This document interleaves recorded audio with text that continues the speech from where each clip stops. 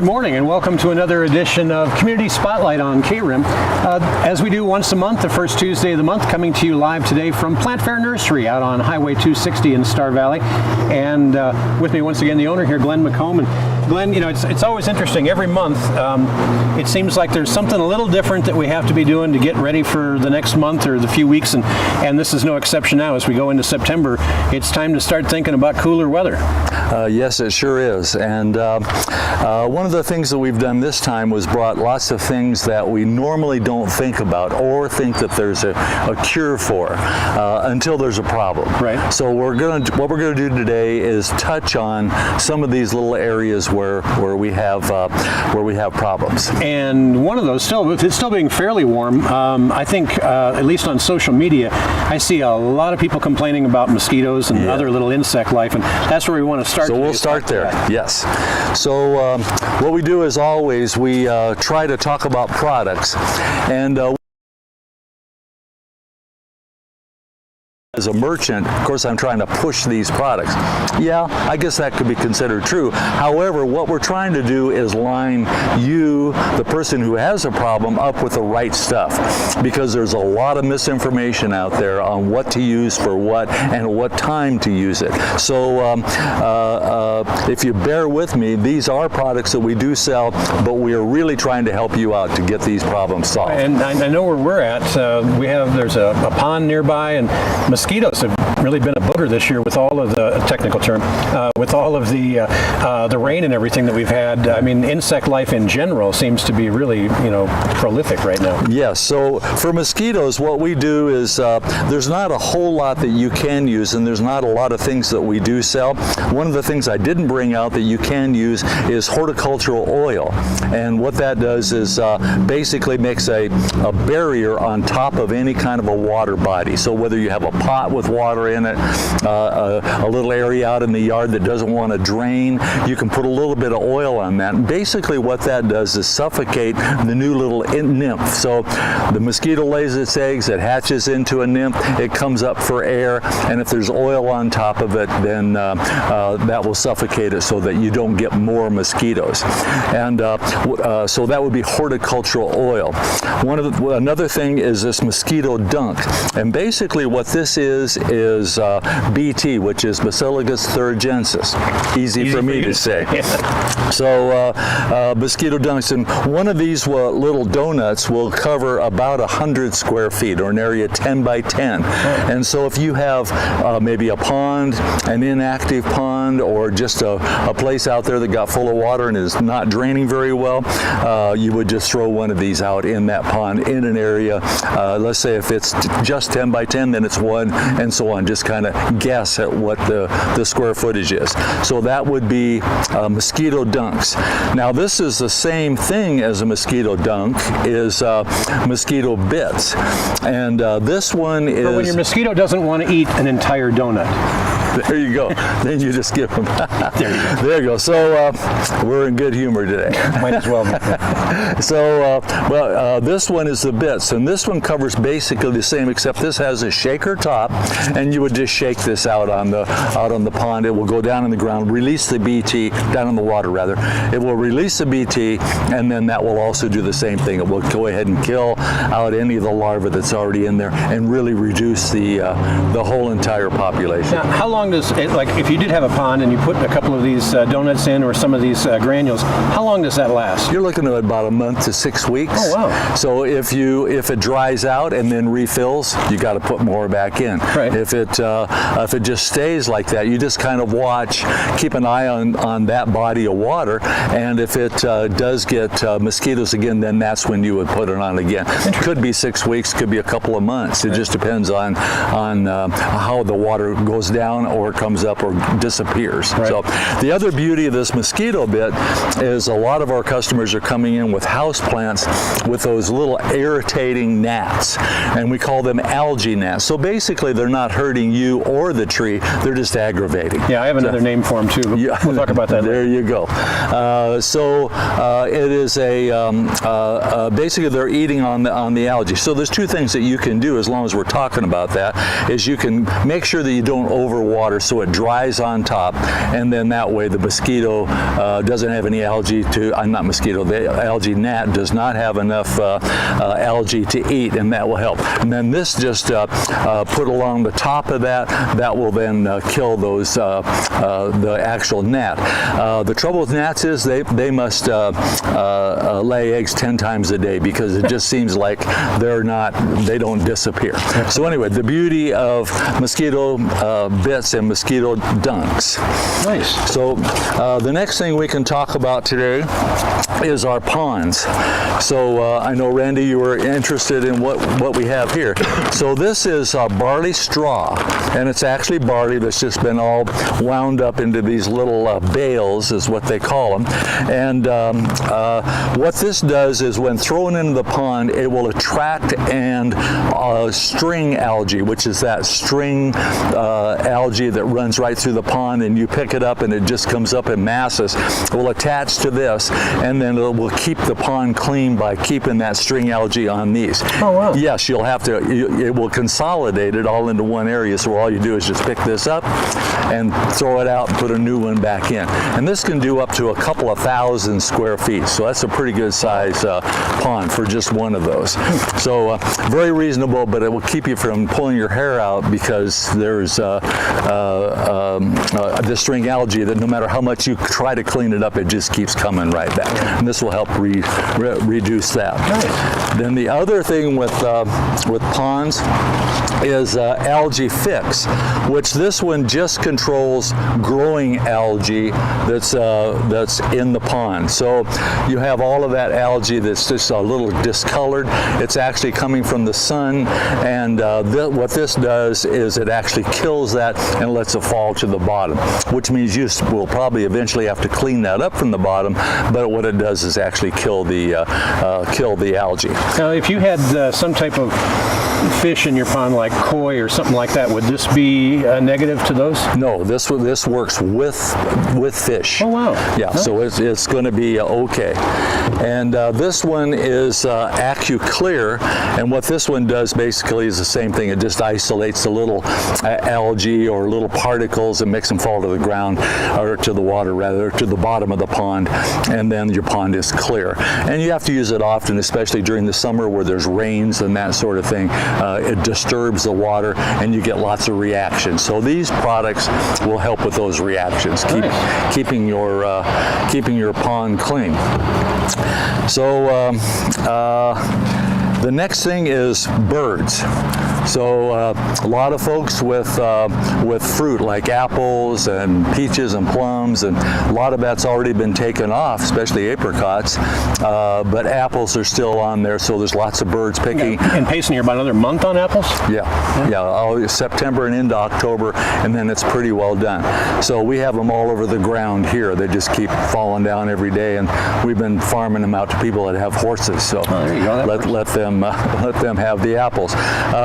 So one of the things that you can do to keep the birds off in terms of products is things like this Bird X, which is just a small net like that goes over top of the tree or whatever you have, and there's lots of different sizes. This happens to be 14 by 14, and it'll go over a small tree, but we have them as big as 30 feet or 28 feet, I think it is, square. So it goes over a big one, and that'll keep the birds from getting in there and picking at your fruit. Another thing that works well for birds is this owl, and has a little swivel head on it as opposed to the ones that are stationary. And this one keeps because it keeps moving in the wind or in the breeze. They would believe that it's a live one, and then they'll stay. Hopefully, they'll stay away from no matter what. And it also can be used for anything from small fruits and vegetables to berry plants to trees. It doesn't really make any difference. The only real thing with these is you have to keep moving them. So every day you need to go out and put it in a new position. So if you leave it in just one place, the birds catch on after a while. Okay, that guy's not moving. Yeah, you may come out one day and find them sitting on top of it. So you have to move it. The idea is movement. You're moving it, so it's so that will work to help keep them away away from those trees. So another one is what we call flash tape, and you can't really see it very well in here, but it's a red tape, and it's like foil or something. Yeah, just like foil, and then you just run it out into stringers like 3 to 5 feet, and then you tie it up into the tree so its constant movement can deter the birds. A lot of people use pie tins, the little bitty, and there's nothing wrong with that. A little string and hang them all over the place. It doesn't look that great, but it does do the job, and who cares? Yeah. So, but the very best one we have is this one that's called, it's kind of, what is the word, holographic, thank you. That's so it not only flutters, but it also gives different colors, which is really a distractant for the birds. So that much more movement. Yeah, much more movement. So that one works real well, and of course it can be reused. You put it up in the tree, your fruit is off, you just simply take it down, wind it back up again, and use it again next year. So those will work well. There is some lesser ones that we have. This one is a Scarecrow, much like this, but it's going to be stationary, and this is a blow-up doll. So basically what you do is blow it up and put it out, and then you just keep moving it around. So this one actually does work pretty good. Same thing, you have to keep moving it. This is better. It's more expensive, but it works better just because of the movement on it. I would imagine that's going to hold up a little longer too. Get a few seasons out of that. Yeah, the plastic in our weather, maybe not. Yeah. So Scarecrow, this one's called a Scarecrow. This one is a big snake, and we've had trouble here in the nursery with yellowfinch getting into our gazanias and anything with a big leaf also, and they rip the blooms off, and then they'll also tear the actual leaves. It looks like a piece of hail went through them. That's the yellow finches eating at those leaves. And so what we do is we blow it up and lay it right across the gazanias. We have to be careful here because we've had several customers who have told us that they didn't want to go anywhere near our plants because of our snake. So then we have pretty realistic looking, apparently. Pretty realistic, yeah. So what we had to do then was put it on when we go home at night, take it off when we come in the morning, and because there's a long period between, and by the time we get here, there's plenty of opportunity for those birds to get in there and decimate our plants. Looks like a nice natural way to control things, though. Yes. So we've talked about ponds, mosquitoes. We've talked about. We need to do this one here. So the next one is lots of folks now are beginning to get wind down on their summer vegetables like cucumbers and squashes and tomatoes and all that sort of thing. So we're thinking about cleaning out those gardens and getting ready for a fall crop. Well, from my experience right now is I'm seeing lots of that little white butterfly, and that is the cabbage looper worm is what it is. The butterfly that lays eggs and it becomes a cabbage looper, and so that will decimate things like the brassica family, which is cabbage, cauliflower, broccoli, those types of things, which are great for us all the way to Thanksgiving. But if you plant them now, which is a good time to plant them, you can still get those butterflies laying eggs on those plants, and you're going to have some real holy leaves in those plants. And of course, we're not talking spiritual stuff here. No, that's right. So what we suggest is you go ahead and clean it up, and if you want to get it in, you use a product like this, which is called this is actually can be turned into a bag, but it's actually a flat piece of this. Looks like frost cloth, but it's real thin, and allows the sunlight and allows the water to go through it. So you just lay it right on top of your veggies, whether you put seed in the ground or whether you put the actual plants in. Just put this on top of it and leave it there. Make sure that it gives plenty of room for the plants to grow. Then they can kind of push it up. It will also help against sunburn, which obviously we thought we were going to cool down, but now evidently we're going to stay warm for them for the next couple of weeks, I guess. That's what they're called. Yeah, so that one will help you get the plants planted in early, and then that way you can get them off early. Because a lot of those brassicas come on anywhere from 60 days to maybe 80 days or so. So we'd like to encourage you to stop by the nursery and pick up this one's called When to Plant Your Vegetables. It's by far our most popular handout, and it just gives all of the names of the vegetables that we normally grow here. Maybe not everyone, but most of them. And it tells you what the soil temperature would be to get a good germ on the seed, and then it also tells what the dates are that you should plant them. So specific to this elevation. Specific to here, right? So it's with global warming, the things are changing. So we're stretching it out a little bit. So for instance, it says here broccoli, you can put in March 15 to May 15, and you could also put it in August 1 to September 15. Well, we can push that September 15th clear back to October at this point. Wow. So yeah, we're still, it's just you want to use varieties that are going to come on earlier than that 90-day or 80-day. You want to use 60-day ones. So you still get the good cabbage or cauliflower or whatever. So it's interesting because, I mean, you'd be paying close attention to this. I know for a lot of years I was told that, we use in Payson, the greater Payson area, we usually get our first freeze around Halloween, the end of October. Yeah. Is that still fairly true? We do get a cool down, but not a consistent frost. We used to. Yeah. You could depend on packing the kids all up for Halloween and have them go out 10 minutes and then get it really, really cold and they get a little I got candy now. Yeah, come home. Yeah. So that was almost a consistent. So anyway, I'd like to encourage you to pick this up, and then this will give you a real good idea. We give away literally hundreds of these things. I'm not sure where they're all going, but we hope people are reading them. So, I like it. Yeah. So let's see. Let's make sure that we got everything on here. Okay, so we can talk about ants. Let me get on this side. Okay. So with ants then, there's a couple of things that, before we do ants, this is hornets.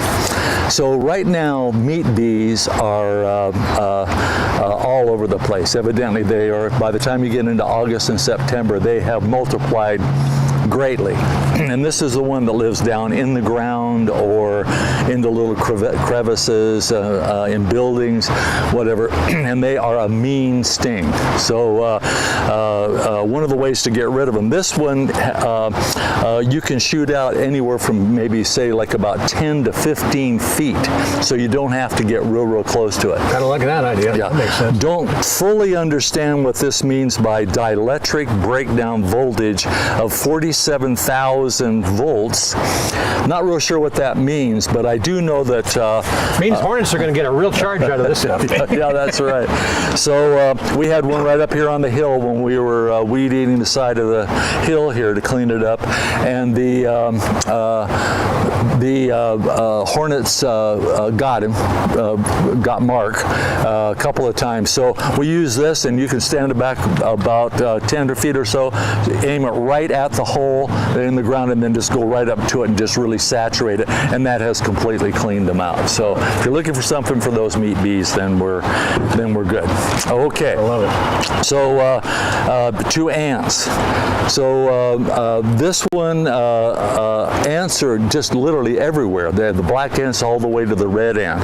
So what we're recommending on black ants is you put something along their trail, which this is a powder, and it has what's called acephate, which is really deadly on them.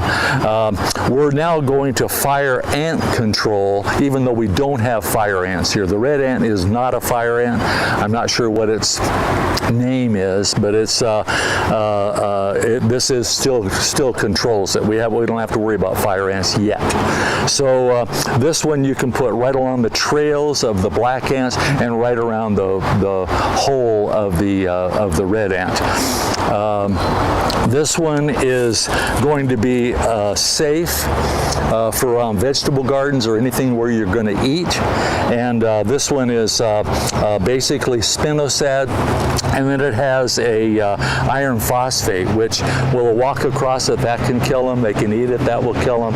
And then the spinosad itself is a virus, and that will help kill out the whole entire nest. You can use this on all of them. Carpenter ants, red ants, black ants is pretty effective on all of them, especially in and around vegetable gardens, which I notice they really like that loose soil and like to get in around the roots. Yeah, one of the things too is that, we're talking about different pests in the garden, and while we mentioned earlier with this inflatable snake, that keeps the birds away, but sometimes we want to keep the real snakes away too. And you've got just the thing for Yes, we sure do. So the snake stopper is like this. Well, by the way, this one is for red ants. Oh, wow. This one you put in your kitchen is completely safe for the black ants, and they'll take it down and kill out the whole entire colony. And then this is spinosad, which is a spray that will kill them on contact. Then we go to snake stopper, which is the idea of snake stopper is you put it in a band about 10 inches wide all along an area that you want to keep them out of, and then you watch it for a couple of weeks. If you don't have any snakes crossing that and coming in, then what you would do is just take this granule and shake it around your whole area where you don't want them in there. And it just has basically it's odor that gets them. This one has cedarwood oil, cinnamon oil, clove oil. Those are just oils that are obnoxious to a lot of things, but definitely to snakes. Sounds like it would smell good to me. Yeah, actually it does smell good. This one is repels all, and if we look at the label, it's just got tons of almost everything we've got around here. One of the things that we haven't seen around here since we've been using this is armadillos. I haven't seen any armadillos. There has been none. But they're talking, deer, raccoon, skunk, all kinds of things. All kinds of things, right. Wow. So you just shake this back in and around, especially those areas like vegetable gardens or flower gardens or dog pens or that sort of thing, where you can keep it on the outside where they'll pretty much stay away. Right. So, but the last thing, and we've only got a couple more minutes, right, is elk. So our best way to do elk is through repellent. So this is deer and rabbit, and basically what it is putrefied egg. So when you have putrefied egg, it's just obnoxious to them, and they are not going to think that's going to be a good edible plant. So they just pretty much stay away. It is that time of year where they're going to start coming down off the rim and getting into everybody's stuff. Yeah, well, they've been here at our place here all year. Oh, really? But we had our first bugling every night now. For the last 3 or 4 nights, they've been bugling. Another one is this is a solar-powered water gadget, which has a sprinkler on it, and you hook it up to your hose, and when they come anywhere near it, it detects them, and the sprinkler goes off and shoots water at them. And that's been very effective to keeping them out of yards. Tammy, who works for us, took some home, and other than aggravating her family because they get near it and they get wet, it's keeping the deer, the elk, right out of there. Yeah. So insert in-law joke here. Yeah. There you go. Then this one is one of our most popular ones now, Plant Skid. It's literally pig blood is what it is, and no animal wants to go near where they think there's slaughter because they don't want to identify with any kind of a blood product. Right. So this is our very, very best one. But what we do recommend is you use this one until it's gone, then you go to the deer, you go to another one that has an obnoxious smell, right, and then that will keep them away. They can't get used to it then by doing it that way. I wanted to show this one. This one's actually systemic, which means it goes right into the plant. So you wouldn't want to use this on anything you're going to eat. Right. But if you can use it on any one of your ornamentals, it's called Repel X Systemic Granule. You put it around it, the tree absorb it, the elk or deer, whatever it is, comes up to it to eat it, and it's obnoxious us and will not go ahead and eat it, and they'll stay away from that particular plant. So you have to do it. Maybe you give it so much time, and then you'll go have to do it again. Have to put it on there again. Well, the really good thing about this is that, you know, depending on the time of the year, depending on what you're growing and or what kind of pests you're challenged by, the folks here at Plant Fair Nursery have been at this for a long time, and they know what works here. How many years have you been at this location? 38. Starting to get well, actually, we're actually 30. We've been in Star Valley 38 years. We've been here since '86. Starting to get the hang of how to deal with things. We're starting to learn. Yeah, right. And you can find out more too by coming by and visiting Plant Fair Nursery right at the west end of Star Valley on the south side of the road. And we always enjoy coming out here, Glenn. This is interesting. And you've got something for every challenge. This is good stuff. So, we if try. people have questions, they can just come out and talk to you about it, right? Right. We're sincere about these products, and we're sincere that they're going to work. If they don't work, people tell us, we drop it. We try to keep things that actually work. And that's why you've been here that many years. Yeah. All right. Hey, appreciate you tuning in today to Community Spotlight on KRIM. The first Tuesday of every month, we come to you live from out here at Plant Fair Nursery, and we're happy to do it again. As we come back to you next month, we'll be getting ready for some of the winter challenges that come around, so make sure you tune back in for that. Thanks for watching today.